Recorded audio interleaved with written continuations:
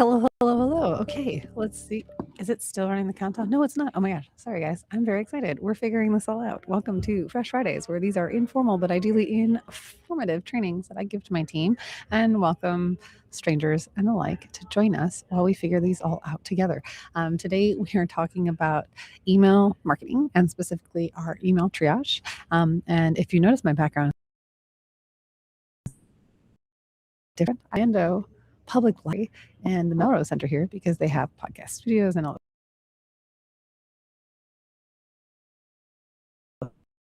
side a whole bunch of other super creative individuals. And I don't know if anyone else has fun mics like this. I encourage you all to have it. I'm very excited to be going through our email revenue maximizer. Hello, Irish, and hello, friends. If you have signed up from the webinar link and you're able to do this, very happy to have you here. If you'd like to join in on the comments, where we're going to be able to share some of our comments like we've got right here, or even the chance to highlight ones like when Irish is here to say hi, you're definitely welcome to join us over on YouTube. And maybe Heather in the background, if you're able to put that YouTube link so that has faster, because we are going to be covering a lot of stuff. And if you have questions, I want to make sure that we get to your questions throughout. Quick items, just FYI. You'll see this. We've got some slides we're using. So this is the most formal one, but it's still very informative because you'll have a warning slide, but I'm just going to give you a precursor to that. I grew up with 5 brothers, 2 in the house and 3 older, that I always had to fight for attention, which meant there was a lot of interruption. So if you have questions and you want to interrupt, by all means, please do jump in on the chat. Gulam, we're super happy to have you here. And without further ado, oh, look at that. We've got Heather in the background and she's already ahead. So there should be a QR code if you're not already watching on YouTube and you want to participate in the comments. That's where you can jump right in. Okay, so now we're playing with Restream. It's a newer tool and seeing if that works. And will it let me? Oh no. Okay, cool. So while I've got this, I'm just like, oh, Heather, fun thing that I didn't know. I can't control the shared screen from Restream. Okay, cool. Second week that we're doing this, learning lots of things. Remember, these are informal but ideally informative trainings. But I'll be jumping in between the 2 items so that so I can flip through the different stages. Oh, hello, Bryce. Oh my gosh, this is so exciting. I'm super happy to have you here. And yeah, Bae, love this mic. I feel like everyone at Mongoose Media, we should get everyone this mic. Grace, if you're here, we need to add it to the list. So let's get into it. So what we're talking about is the first email that you send and why I think it's one of the places many brands neglect and leave money on the table. What we're going to be going over is you radically changing how you approach your very first emails whenever someone enters your ecosystem. And I'm going to ask you to have a hard look and see if what you're doing right now makes sense, or if there's an opportunity for you to win back a lot more of that money. And without further ado, we're going to get right in. It's like, oh, Sammy, glad you're here. Bryce, once again, super glad you're here. Oh, yes, Grace, glad you're here too. Okay, so in our first one, when we say like your first email needs as much effort as your dating profile, remember that when people are signing up into your ecosystem, so think of them as subscribers, think about people that are signing up for a call for the first time. If you have a lead generation business, people that are connecting with your brand for the very, very first time, you've spent all this time and energy in building your ads, in building your landing pages, and making sure everything is set up for their success. And then what happens? They see your ad, they click on your ad. After the click, they engage on the landing page. They do what you're supposed to do. And then what happens after the clickety-clackety click? Oh my gosh, they're going to get the same generic welcome email that everyone has gotten that you built the very first time you created it. Well, that gets boring. And there's ways that we want to change it. And when you think about the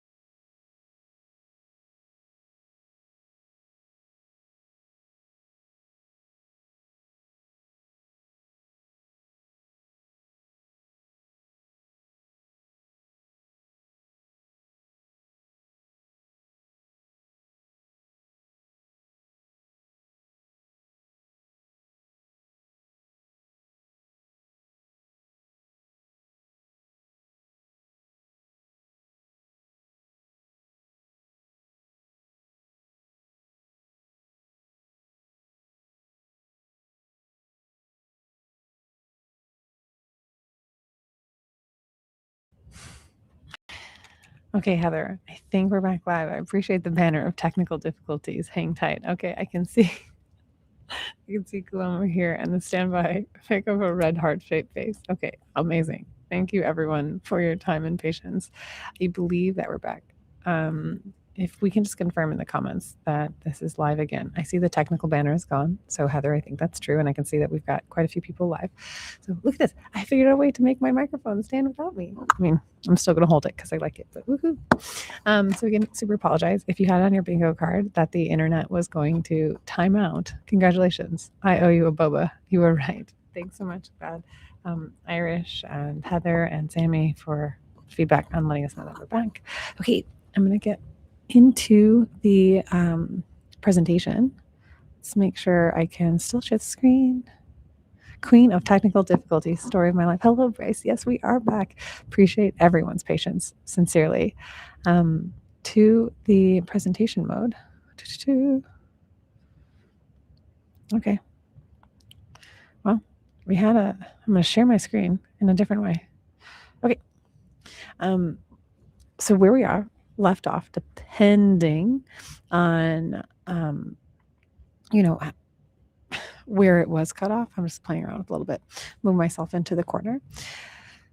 What we're talking about with email revenue maximization is not only are we trying to win retention in the audience that signed up for us, but we're also trying to maximize the revenue. And one of the best ways that we can maximize the revenue is making sure that we land in the dang inbox to begin with. And especially at crowded inbox seasons like Black Friday, what will be on Mother's Day, and what will be on Memorial Day coming soon. These are strategies that will help ensure that you get your emails delivered to your customers so that they don't get buried, not just in promotions, but in spam. So if you don't currently have a goal or a desire to go after response rates, this is definitely something I recommend for everyone. We want really is a 20% response rate. And what that means is if someone has signed up for a lead magnet or signed up to join some sort of book a call funnel, and we are not seeking out proof of life, then you're just paying for emails that will sit and waste a whole shit ton of time in your inbox and in your resources. What we want to do is definitely go after this, and some of these pieces are going to show you exactly how to do it. If you haven't watched Severance, sorry guys, I'm obsessed with that show. It's amazing. And our current gifts, if you have a different solution of a show that you really like, we are opening it up. I think right now we're getting close to considering Ted Lasso as the new gifts to incorporate in 2026. But for now, they're Severance because it's still a great show. When I'm auditing nurture sequences, indoctrination sequences, or welcome flows, a lot of the things that I see people are doing are listed right here, like set and forget it funnel, selling too hard too soon, and not cleaning the list. What we want to do in our email triage is make sure that not only are we set up for success for future emails to actually land in our desired audience's inboxes, but we're also ensuring that we're not wasting pennies, which add up to dollars, especially in mass and in volume, in a way that's hurting your bottom line. Now, you'll see that I say leads. I mean, granted, because I have this mic. See, it? Yeah. When I use leads in quotation marks, what essentially I'm saying is people do what they call lead generation, but really is subscriber acquisition. Subscriber acquisition for us is where someone is wanting to hear what you have to say, and a lead is someone who's interested in what you have to sell. Someone can be interested in what you have to say and want to join your list, but they're not ready to buy from you. And then when they are ready to buy from you, or they're ready to hear what you have to sell, they're interested in what you have to sell, they become a lead. I actually don't count them as a sales qualified lead until we've had a dialogue and we've decided if our company is actually interested in selling to them. Why? Sometimes if you have a product and you're in a space and you can't ship your product to that person, they're not a qualified lead. They want to hear what you have to sell, but you can't sell to them. You don't want to. Or if someone is for like lead generation, Bryce, I'm going to use you because you're on the call. Say there's a business that is outside of your vertical of expertise. You'd be like, they want your skills. They want you to take over their marketing, but you don't want to work with them because they're in a vertical that you haven't hit. But like for us at Mongoose Media, we don't really work with software clients in an execution capacity. In a consulting thing, absolutely all day. But doing software acquisition, there's just other agencies that specialize in SaaS marketing. Similarly with domestic real estate or I'm trying to think of who else has been. Event marketing, right? If you've got like a live ticket event, like a concert or a soccer tournament, something that's like an individual sports event that's isolated to one city, there are entire agencies that are completely devoted to that. I'm not saying that we can't provide support, but based off of our current pipeline and current capacity, it may not be a good fit for us. Hence, they're a marketing qualified lead, but not a sales qualified lead. So, in this whole concept, it's really important that when we're looking at the definitions, the difference between marketing qualified lead and sales qualified lead is whether or not we had a dialogue. I cannot determine if I want to sell to them if I haven't actually dialogued with them. Why? Because when people fill out those forms, they lie. Someone can say, oh, our company's at this revenue, or we have this number of employees, or we have this proof of product market fit. Until I talk to you, until I can ask more questions, sorry, don't believe you. But it's not because I think of you as an individual. I just know I've seen time and time again, people will submit information and be dishonest or fudge their numbers a little bit. And it's okay. It's how you undo it. So that's why for me, I'm not going to determine if you're a sales qualified lead unless we have a dialogue. So in today, I'm going to show you exactly what to say, when to say, and how to track whether or not this email triage will work for your business, and essentially just fixing the very first 3 emails in your email marketing campaign. So this is the first 3 emails that anyone gets when they've interacted with your brand as soon as they've signed.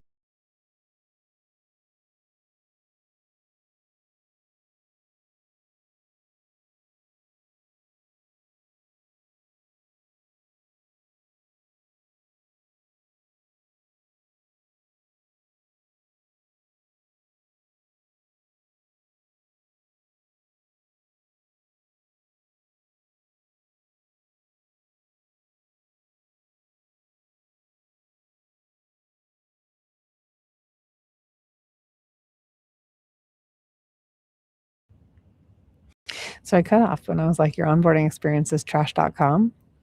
And you're like, absolutely. It's so bad. I had to step away, apparently. But when we have an onboarding experience where your first welcome for someone being greeted to you is basic, generic, and dated, that sucks. And that's not a good reflection of your brand right now. So we could do a show of hands and ask everyone, like, whether you want to do it now and share in the comments or just reflect on yourself, how many times have you had an onboarding email experience for new leads, just in general? I'm sure everyone who has any type of email marketing has an onboarding experience to some extent, whether or not that's 1 email or likely 3 to 7 emails that are ripped straight from a template. That's what we're most accustomed to and used to seeing. However, the other thing that we're used to knowing is that most people don't change that. Once they do it, it's a set and forget it. As we said earlier, it's the thing I see. You haven't updated it to be reflective of your current branding. You haven't updated it to be reflective of your current messaging, nor is it promoting whatever you're actually trying to sell in the moment. So we know that happens. If you want to see that resume stuff, like, that's fine. This is an informal training that's set up for the people that I work with. So you can just go back and replay those type of things. As I mentioned, I am someone who's from Chicago, so I talk fast, and interrupting is a big kind of component of everything that's going to go in here, which is why it's fun to watch live. When we're talking about this, where this information comes from is, I'm Lauren Petrullo. I have Longest Media, which is a marketing agency, and then we have a consulting division for laurenpetrullo.com.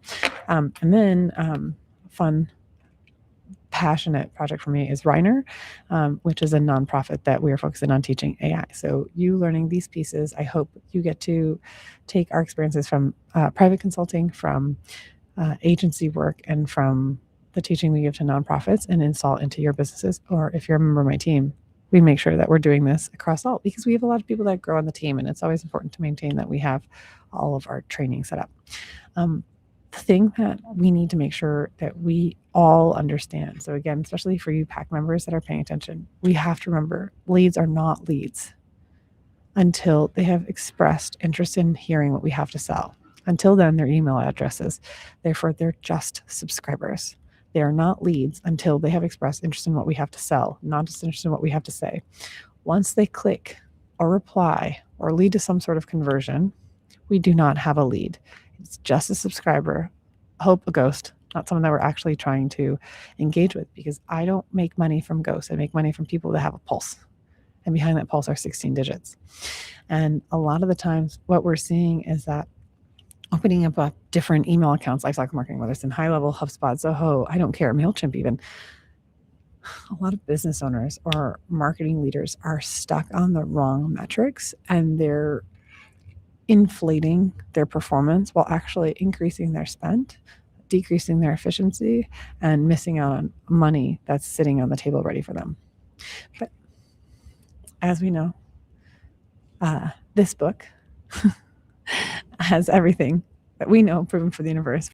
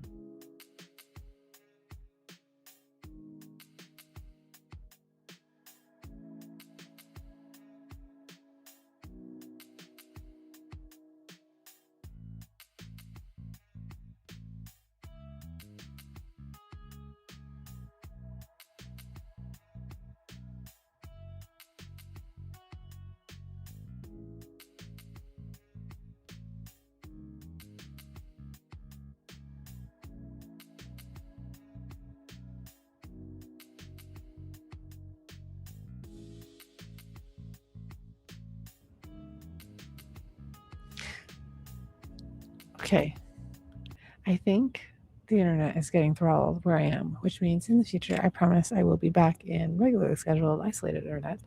And for those that are sticking along, I appreciate you. This is as much fun for me as I'm sure it is for you.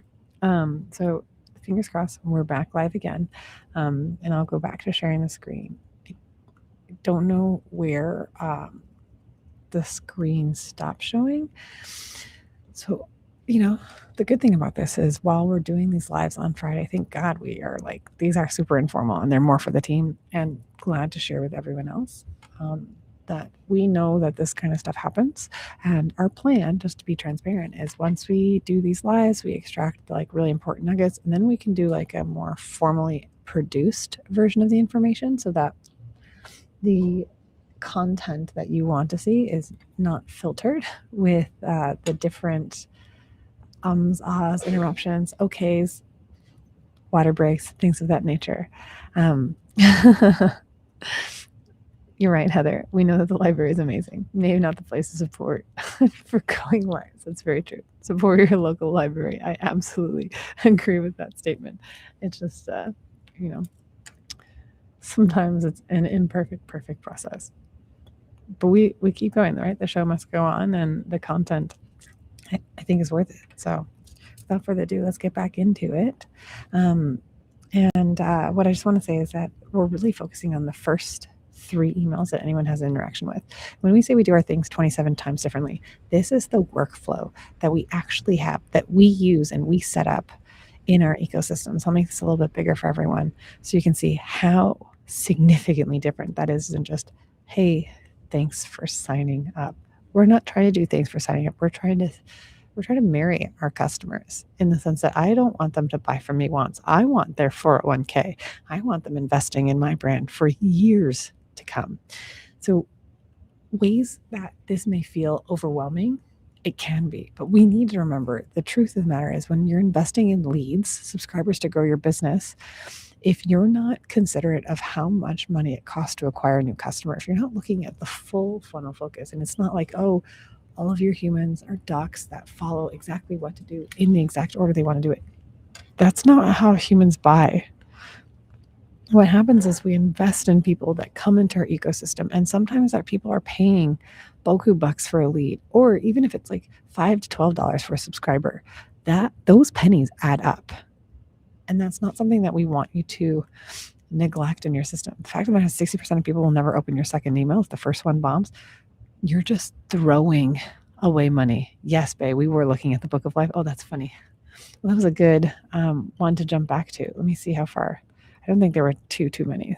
Okay, we were stuck here. So essentially what we're saying is that the first email that we do is different, like 27 times different, hence this full workflow. Like, again, you'll see like this is the triage that we set up, and then you have 3 emails, and then 3 emails, and then 3 emails based off of conditions, and then repeats. It ends up being a series of 27 different emails. That's a lot.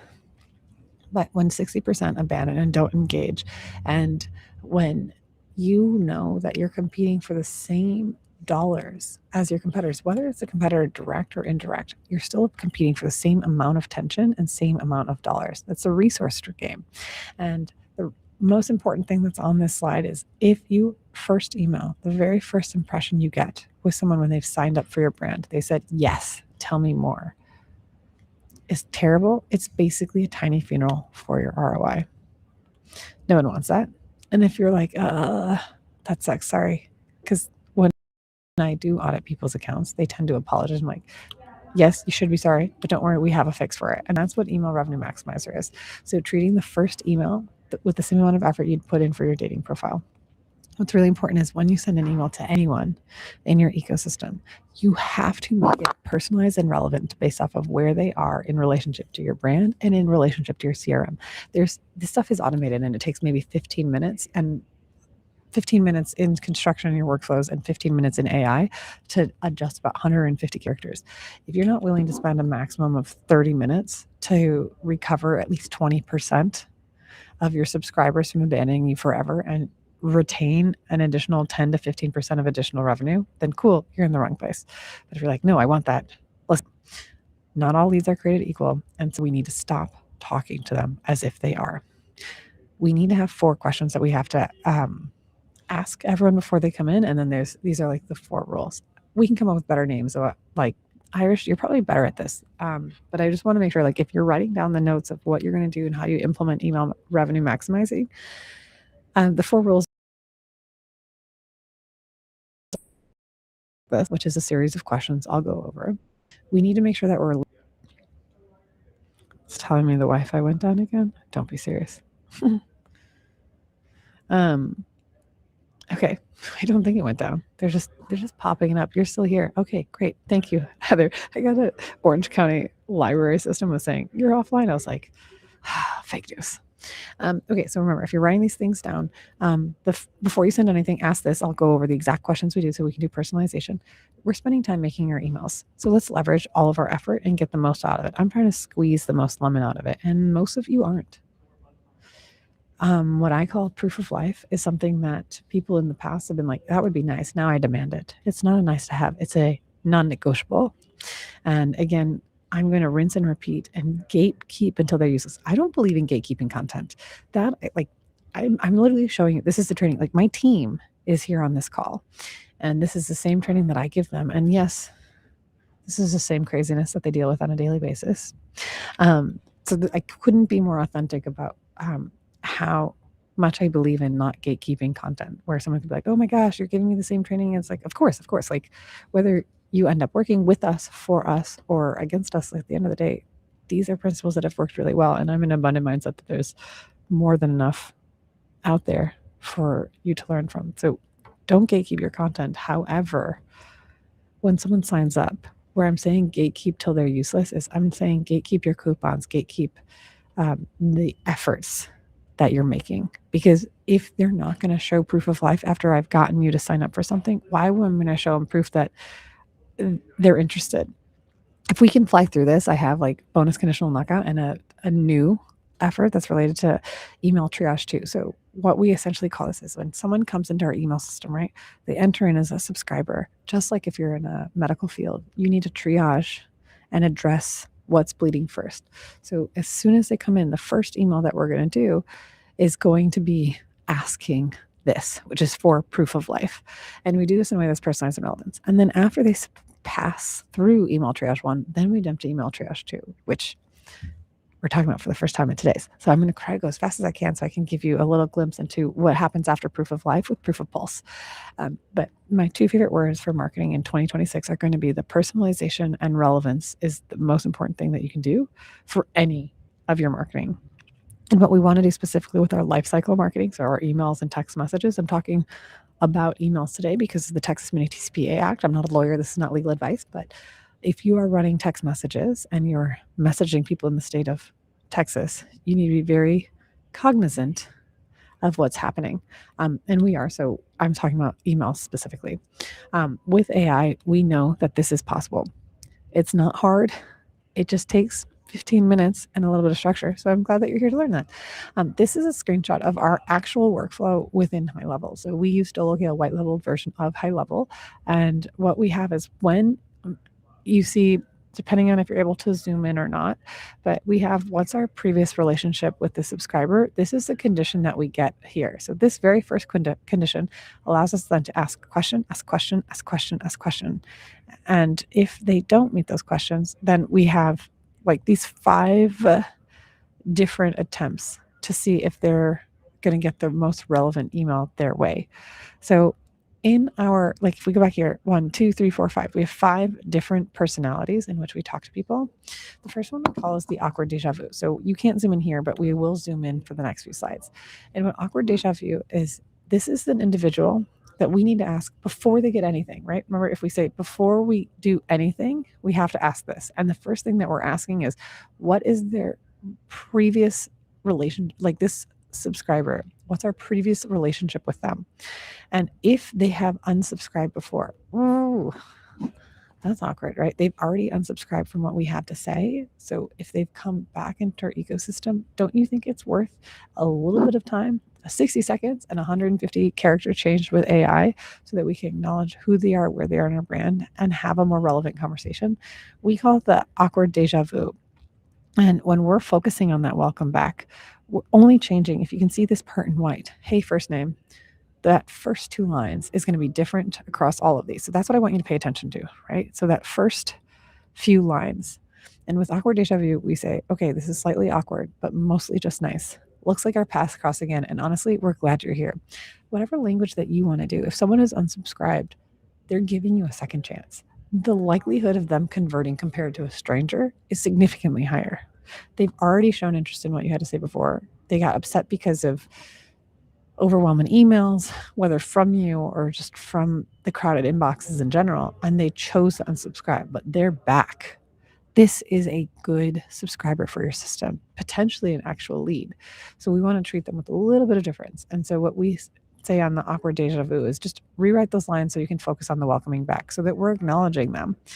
They may not remember unsubscribing, who knows? But if they do, that small little change allows them to connect with you as a brand versus you as a company. And people don't buy from companies, they buy from brands. The second avatar that we have is called customer. So we ask the question then, what is our previous relationship with the subscriber? So we ask first, did they ever unsubscribe from us? If yes, send them awkward deja vu email 1. If they're like, wait, have they ever given us money? Okay, they did give us money. We need to treat our customers completely different than we're treating our subscribers and our leads. If someone's already been generous enough to give you their 16 digits, you should be generous enough to acknowledge that they exist. We talk to our customers differently than we talk to our prospects and our subscribers. So again, if we're just focusing on this top white part, here the example we use is, hi, first name. We just want to say up front that we're really glad you're here. People like you are the reason we get to do what we do. You'll notice that this part, again here, like since we're doing a casual reintroduction, we've got a fun question for you. Again, this is an extension of awkward deja vu. Here we go, which leads us to a fun question we've been asking some of our favorite people. And then this part, if you could have lunch, hit reply and let us know. That's all the same. All we're changing are the first 2 or 3 lines of your emails. So when someone's a question or someone's a customer, we're emphasizing like, hey, we are their fan. They're our favorite people. We're really glad you're here. You allow us to do what we do. We want to focus on them as an individual and that they're their fan. Hoping this makes sense because we have 3 more to go through. So when we're asking our previous relationship, we say, okay, did they ever give us money? Did they ever previously unsubscribe from us? Okay, looks like they're inside our ecosystem. They didn't unsubscribe, but did they actually sign up for this exact same thing again? You know what's really good about someone who signs up for something more than once? It means they really, really wanted it. Like, tell me what you want, what you really, really want. Well, this asset or whatever this is, I want it. I don't remember where it is. Maybe it got buried. Maybe I can't find it and this is just faster. But someone who has already signed up for something that you have is a much, much better subscriber than, again, someone who's cold. And what I see a lot of time is everyone's talking to anyone that signs up the exact same way as if they're a stranger versus if they're a repeat asset subscriber, a customer, or even someone who did that awkward deja vu. So here in our example, we say, okay, real quick, we noticed you grabbed this again. And honestly, we'll take that as a compliment. Since you're clearly someone who knows what they like, we've got a fun question for you. Again, exact same email as these last 3. Here we like focusing on the funny and the recognition. The other thing is like when we're thinking about of the 5 avatars, right? We say, okay, have they ever given us money? No. Okay. In our ecosystem, are they already here? If they are already here, is it because they previously unsubscribed? Asset awkward deja vu. Are they here because they actually signed up for this exact same thing? Asset deja vu. Now it's like they've signed up for something, but not necessarily this. So we call this the fan. Someone, maybe they signed up for a different webinar, or they signed up for a different lead magnet or a calculator or some sort of widget. And this time they're signing up for another piece. You know what that's signaling to us? They're engaged. They have higher intent. They like what you're saying. They want to see more of it. The more you consume, the higher it is they're going to become a customer. So again, 150 characters we're changing. Really glad you're here. You've been part of the Mongoose orbit for a while now. We're acknowledging them. You're already here. We see you here. Maybe you haven't signed up for Yes Please before, but you signed up for something. So we're saying it feels like it's making official because you've come back. No pressure, just good vibes and combos ahead. Since you're officially on the inside, now we've got a very important question for you. Here, if you've had lunch, famous entrepreneur would be. Last but not least of all this, like we're asking the questions, where's their relationship to our CRM and to our brand? And we find out that they've never given us money and they've actually never signed up for us before. This is what everyone typically does. This is our avatar none. We have no idea who they are. So we're going to focus this on the asset itself. And what we're saying here is welcome to the family. The pack is excited to have you. Pack because mongoose, a bunch of mongooses called a troop or a pack. Think of us as your go-to creative insight, marketing strategies, and all the behind-the-scenes magic that makes brands thrive. Before we dive into sharing all the good stuff, we'd love to get to know you better. Again, same email. If you could have lunch with an entrepreneur, what would it be? What essentially we have said is what you do for your very first email, it cannot just be talking to everyone as if they're the same, because then no one's listening. We want to send them we want to send this flow, ask these questions, and then we're going to send these emails out to them. So that very first one is, wait, hold on. There you go. The very first email that we send, we call this email 1A. Regardless of whatever the first 150 characters are, you need to make sure that if someone signs up for an asset or someone signs up for something, you're delivering on your promise and you need to do it right away. So in email 1A, send it right away, be clear and straightforward, and demand proof of life. That's why we're asking if you could have lunch with a famous entrepreneur, who would it be and why? Some KPIs to pay attention to is with open rates being unreal rates, really, they're trend lines, you still want to have at least a 40%. Target is 60. I like 69%. But realistically, if someone is signing up for something and you're giving them value in advance in exchange for their email and they're not opening it, it either didn't get landed or they didn't actually want it. And so why did they sign up for it? So the first email should have a 40% open rate. And what we're really looking for is a double digit click-through rate. 25% is ideal because it means 1 in 4 people that opened your email actually wanted to access the asset you gave.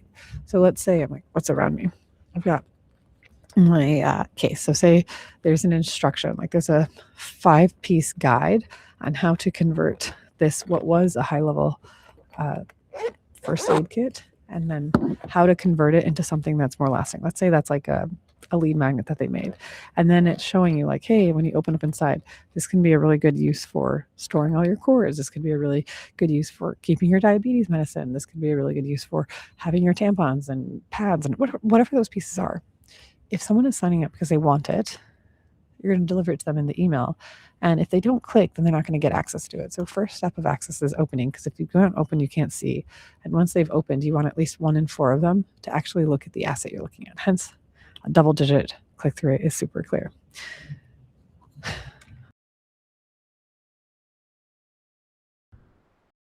Or that's a click, because once accept and connect, hopefully it's still there. Okay, sorry. Orange County Library, keep sending it. Yes, exactly. 69%, 100%. You know exactly why I use that number. So what we want to do here is we sent that first email, and that first email that we had talked about, like that's all of these emails, right? This is the first email. This is just 5 versions of that first email. When we send that first email, we ask them, who's your favorite entrepreneur? If they don't click, remember that 25% click to access the asset, or if they don't reply, I don't have proof of life. And if I don't have proof of life, I'm going to continue emailing them. I'm not moving on to say, hey, here's your brand. Here's your, like, we're the best. Let me tell you more about who we are. Here's your discount code. No, I'm not moving on. You signed up for something. I'm going to give it to you. And until you give it to me, I'm going to gatekeep all the other stuff because you said you wanted it. So I'm going to deliver it to you. I want to follow through on that promise. So what we do is step 1, we send that first email. Oh, still good. Thanks, Heather. Step 1, we send this first email and we look for this click-through right. And we always want to encourage a reply.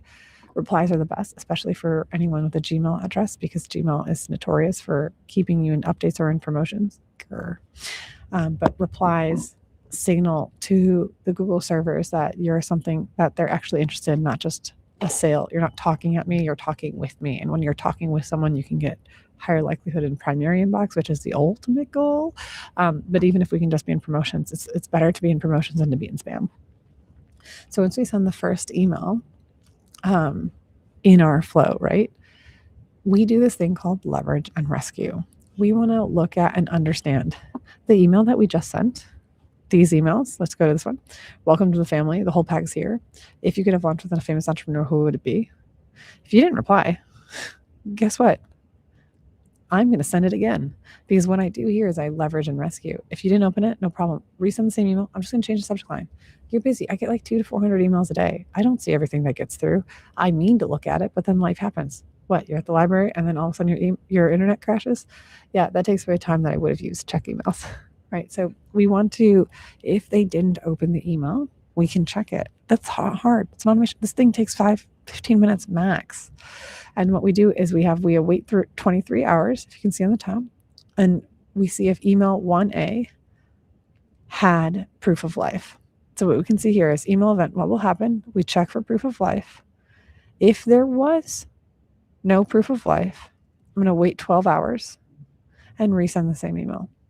So that's why we call it 1B, exact same email as 1A, just different subject line. And then I'm going to do it again. For us, we wait 12 hours and then we wait 24. We send the exact same email 3 times with different subject lines because we spent time in making that email. And when we spend time on making that email, I'm going to do everything I can to maximize the heck out of it. Hence, I'm not progressing in the normal email onboarding sequence where it's, hey, let me tell you my brand. Let me tell you the story of why we created the thing. Let me tell you all the unique selling points about me. I'm so fabulous. No. Again, I need proof of life. I'm not going to pass go, and I'm not going to collect $200. Shout out to everyone who's a Monopoly fan and actually plays until there's a real winner. Those are the real gamers. And like as soon as we finish this, by the way, like for the team, I'm very much looking forward to our celebration. So happy birthday, Bay, in advance, and looking forward to board games relatively soon. So I hope this makes sense, right? We send an email, demand proof of life. If I don't get that proof of life, either in a click, a reply, or manually enter because our team has called them, I'm going to send you the same email, again, different subject line. I'm not going to keep sending you the same email perpetuity. No. Accept and connect. OCLS Network, you are just having so much fun with me. I'm going to keep sending the same email up to 3 times. And if you don't answer email 1A or 1B or 1C, now I'm going to make a second email. But really, the second email is basically the same thing as email 1, just slightly different, right? So my second email, we're changing the copy. It's still focused on getting you to access the asset you signed up for, or getting you to follow through on your commitment of whatever it was that got you into this subscriber system to begin with, right? So email 1, we create 1 email, send it 2 more times, so a total of 3. Now we do email 2, basically the same email. We're just using different language, like where we're saying, hey, you made a good decision, and we're reminding them why they signed up. And just like as we did with 1, didn't show proof of life, send it and send it. So we're going to wait. And so now we've had 2 emails that we could have sent up to 6 times. And you might be like, well, wait, Lauren, what if they clicked a reply? Amazing. Triage 1 is over. But let's assume that they're not doing it, right? So they didn't click through any of email 1 sends, 1A, 1B, 1C. They didn't click through or reply to any of email 2 sends, A, B, and C. We've got 1 more. We'll do email 3. And this is the email where in the welcome flow, we really want to anchor the value of what they actually signed up for. Just like before, didn't show proof of life. We're going to wait, send again. Still no checking proof of life. Wait, send it again. It's not like here, like we're not trying to do like a pitch slap to them, right? We're like, I'm just nonstop pitching to them. No, you signed up for something and you wanted it. I'm going to give it to you because that's what you said you wanted. So at this point, we have sent 3 different emails up to 3 different times. By math, that's 9 emails. Did they follow the directions? As I said, did they show proof of life at any point of time? If they didn't respect the rule, no showing proof of life, they are going to go repeat back into our proof of life email series, email triage 1 again. If at any point in email 1, A, B, 2, A, B, C, 3, A, B, C, at any point they show proof of life, what happens? They end email triage 1 and then have passed the gatekeepers and then get into email triage 2 and into greater marketing of our business and our products and our services and providing greater value. But if they didn't, we restart the revenue maximizer. We'll actually not just restart it once. We'll have them go through it for a second time, which means 18, and then we'll do it actually 1 more time. So in the rules of 3, right? So at one point, someone can get 9 emails, still no proof of life, get the exact same emails with the exact same subject lines. A second time, still no proof of life, they're going to get it 1 last time. So at this point, they could have gotten a total of 9 plus 9 plus 9, 27 emails. If I have sent you 27 emails, let's say over the course of 2 weeks, and you have not shown any proof of life, do you think you have any value to my business? No. So I'm not going to keep you there. I'm going to essentially disqualify them. And what I do with that is I call them 1Z zombies. They subscribe, but they've shown no proof of life. You're a zombie, right? You're dead to me. And I can send the data back into Meta that those people that lacked proof of life and those people that did not follow through on the directions. They said they wanted this, we gave it to them. You're not going to follow through? Yeah, we're going to, exactly. You have no brains. That's why you're a zombie. You are eating them. And we're not going to eat our resources spending time and focusing on you. So we're going to disqualify you and then send that data back into Meta so that they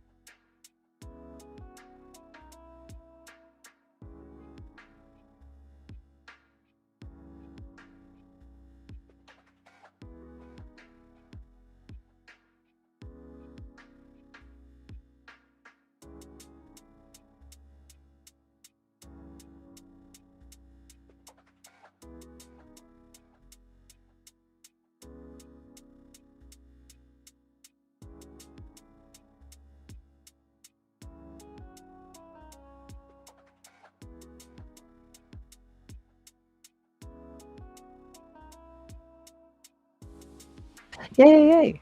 80th time is the charm. At least that's my new motto in life. We are back, I believe. We had last where I left off was even better brains. So well, I can hear the sound or the music, Heather. I don't know if you can hear the music still yourself. Is that okay, cool. Thanks. You figured that out. All good. Okay, so in the last where I'm at, like with even better brains, which really what we want is even better Wi-Fi until we get that. When we're thinking about people not showing up, so we use status 1Z zombie. Subscribers are 1 to us. We did a whole thing about pipeline. We really went into depth about zeros and ones last week. So if you're catching up on YouTube, you can see that. But the people that don't show proof of life, the people that are not behaving the way that they're supposed to be behaving, I need to tell Meta and I need to tell my ads, don't find me more of those because otherwise it's just a waste of time and a waste of money. So we will give them the chance of up to 27 emails over the course of like 2 weeks. And if they do not engage the way that we need them to, this is what we'll do. We have like, here's these fails. So this is the actual workflow that shows inside of High Level. We used to have SMSs in place where we would prompt them to say, hey, we're reigniting this fire between us. Let's try this one more time before they did proof of life. Excuse me. I was like, hello, allergies.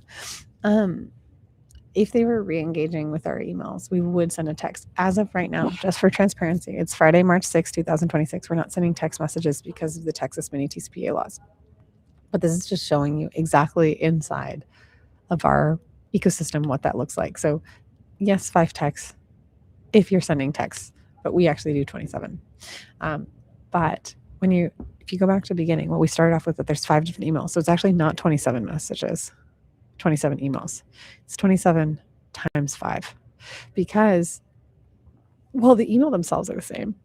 The first 150 characters do change. So it does become a little bit of a work. I'm not saying that this is something you can like bippity boppity boop make done. That's bippity boppy bullshit. What actually needs to happen is you create what most of us are doing in our emails to start with is we have one email that says, awesome, here's your asset. I'm challenging you to don't just say, hey, awesome, here's your asset. If they didn't open, or if they didn't open, resend that same email. And if they didn't reopen, send that same email. So if they didn't open, resend that email up to 2 more times and email the first go around. And then they don't show proof of life, send email 2. No opens, resend email 2B, 2C. No proof of life, send email 3A. No open, send 3B. No open, send 3C. And then on that, so we're only creating 3 different emails with a total of 9 subject lines, right? And then what I'm asking is, of those 3 emails, you're actually making 15 each. So it's 45. And then you can use the same subject lines if it makes sense. Like, you don't have to create those on a per avatar basis unless it's relevant to where you are. But I'm asking you to make 3 emails, 9 subject lines, but 3 emails is actually 45 that we're sending 27 times 5, depending on where they come in. I know that those numbers make a lot of chaos right now, but we're not changing much, just like the first 150 characters, so that the 5 avatars you're speaking to are really connecting with what makes sense. Being here, these 5 customer. Oh, this repeat product customer, I'm glad that we have it in yellow. Thanks for that. Because if someone is an asset repeater, we have a repeat product customer, just in case you're in e-commerce and you have a post-purchase flow. But really, it's like the asset repeater, or if it's a product. So depending on if you're lead gen or e-commerce, that's the only piece. The reason why this is working is because we're talking to people that are behind those email addresses as if they're people and not just subscribers in our list. It sounds complicated, but AI makes this super easy. You don't have to spend an amount of time. It does take 15 minutes to map all this out. I just showed you verbatim what ours are. If you're using a high-level system and you're super nice and amazing, or actually, no, if you're in marketing rehab, I'm just going to push it into your high-level system. I'll just give you verbatim what we have. So then all you have to do is change the copy. But this shouldn't take you more than 15 to 30 minutes to just do yourself. I recognize that, like, if your grandparents could run a business this way and it was incredibly successful and became a generational business, you can too.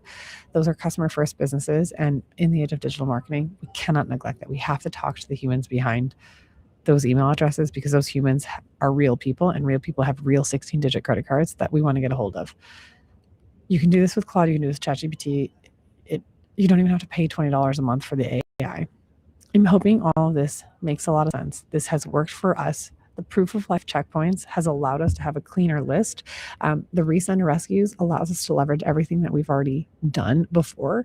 When we disqualify the dead weight, we're not just disqualifying it from saving money on resources, where we're sending emails to people that are never going to engage with us. We're also training the algorithms in which we're spending all of our money on in ads to better find who we actually want as our customers. That's the most important piece for at scale. We're going to have the most efficiency. But in revenue maximization, if we're starting to train our subscribers to click, reply, and engage with us, we're dipping our toe into getting them to become a customer for life. This is going to be matter, just not now. And all this stuff, it's competitive. And if we're not going to exist. OCLS, one last network, got you. We're almost done, I promise. OCLS is just like, let me just remind you one more time, you're not connected. This allows better onboarding. And when you have better onboarding, you have cleaner signals, which helps you land an inbox, and especially competitive times like upcoming Mother's Day and Memorial Day.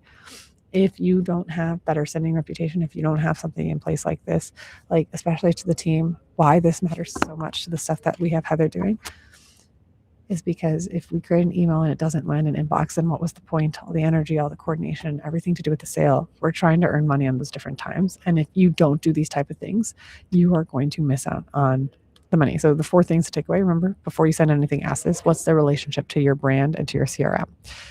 Leverage what you've already created to get the most out of it. They didn't open, resend that sucker at least 2 more times. I don't like doing 3. We've seen diminishing returns after the second resend, and after 3, you don't see any pickup, at least from our experience. demand proof of life, click reply, or if they answer and you have a manual phone, and then rinse and repeat and gatekeep till they're useless. Send them email triage, a whole cycle through 2 more times. If nothing, get them out of your system. Do not include them on your regular emails. Do not waste your mind, your money, and your time. And don't report on them.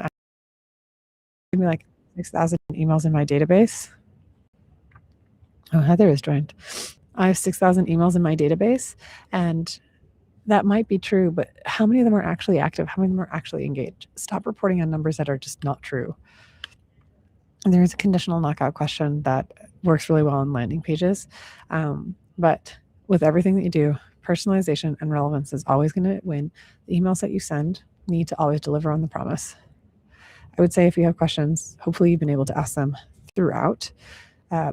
Long and short of it is like you have to treat your email like it's a $20 impression, because most likely it is. And I think if you're more considerate of how much you're spending to get someone to see that first email, you are going to invest in ensuring that people are showing up that way. Fight for proof of life like you need it and like you mean it, and do not let the ecosystems continue to believe that those garbage zombies that have no brains because they've eaten their brains or everyone else's brains is what you want on, or you're going to be training the algorithm to give you more of what you don't want. You'll be able to watch that. You can jump back to these things in a second. The last thing that I would say that we haven't done on previous email triages. So in the first email triage too, once they've shown proof of life, what we then get excited to do is talking about proof of pulse. So this is once we've gotten the proof of life, we are going to then have our follow-up emails to get them to see that we're replying back, seeing that we're actually interested in what they have to say, understanding, at least among us, media, what their marketing gap is, and figuring out if they're the marketing doer or the hirer. Oof, that was a lot. Thanks everyone for your patience and time. I'm so sorry about all the internet issues. Thank you for everything. When we have our upcoming webinars, if you have any questions, those are the ones that are coming up soon. And I appreciate you all for watching. Thanks for joining.